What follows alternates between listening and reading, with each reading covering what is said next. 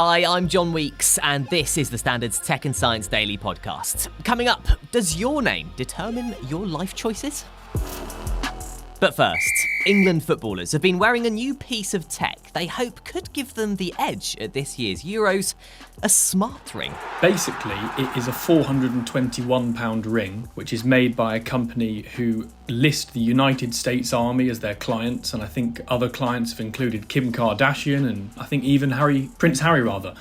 And basically, the ring tracks everything from stress levels to your heart health and even the quality of your sleep. And I think the England staff have basically felt that this is a way to maybe get the edge at this tournament. Dom Smith, the Standard's football reporter, has been looking into the tech behind the squad's secret weapon this tournament, the Oura ring. He told us they're not allowed to wear the rings during matches, but he believes they'll mainly be used to monitor players' recovery. I think it's just to have a better understanding of the recovery and how things like sleep are going.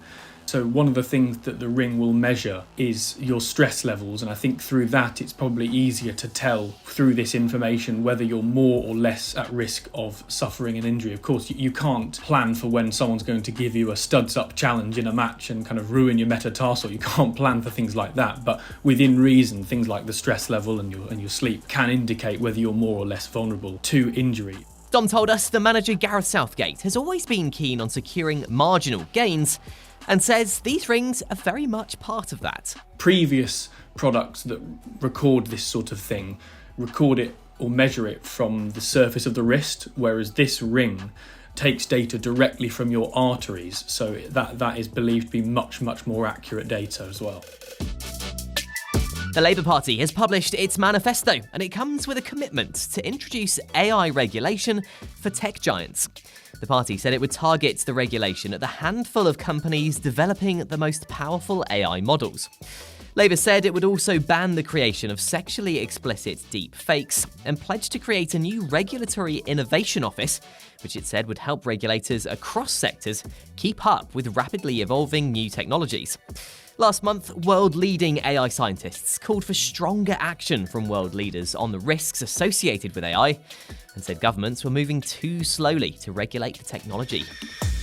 Tesla shareholders have approved Elon Musk's bumper pay package of $56 billion, equivalent to £44 billion. The huge sum was given the green light at the annual shareholder meeting in Austin, Texas. However, a Delaware court judge voided the pay package earlier this year, describing it as unfathomable, and it's thought that lawsuit could last months. The judge will require Tesla to prove the process was not coerced or improperly influenced by Musk. At the event, the billionaire described himself as pathologically optimistic and said, "If I wasn't optimistic, this wouldn't exist. This factory wouldn't exist." Naughty's pop star Daniel Bedingfield reckons other musical artists should embrace AI when writing new songs.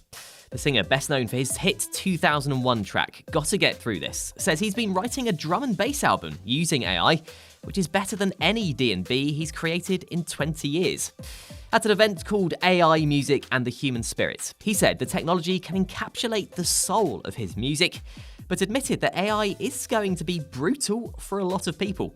The Brit Award winner recently founded tech startup Hooks to pioneer AI music and video content, and said it's a superpower and anyone can create music in their bedrooms without needing hundreds of thousands of dollars or 6 months in a recording studio. Coming up, how AI can tell if your cat is in pain, and a surprising link between your name and your life choices. Stay up to date with the latest tech and science news. Hit follow during the break. Welcome back. A combination of immunotherapy drugs could offer new hope to patients with the most common form of bowel cancer. Researchers at Anglia Ruskin University found that the drugs were effective at tackling microsatellite stable metastatic colorectal cancer, or MSS-MCRC. Both drugs work by triggering the body's immune system to attack cancer cells, and trials showed tumours had shrunk or remained stable in 3 out of 5 patients. Professor Justin Stebbing from the university called it potentially game-changing, saying that this is the first time there's been convincing evidence that immunotherapy can work in all forms of colorectal tumours. The team said it hopes authorities in the UK will be able to move quickly in approving the treatment's use. AI can now detect when your pet cat is in pain by scanning their face. An app has been trained to detect pain in cats' faces by scanning thousands of pictures, and developers say it's more than 95% accurate.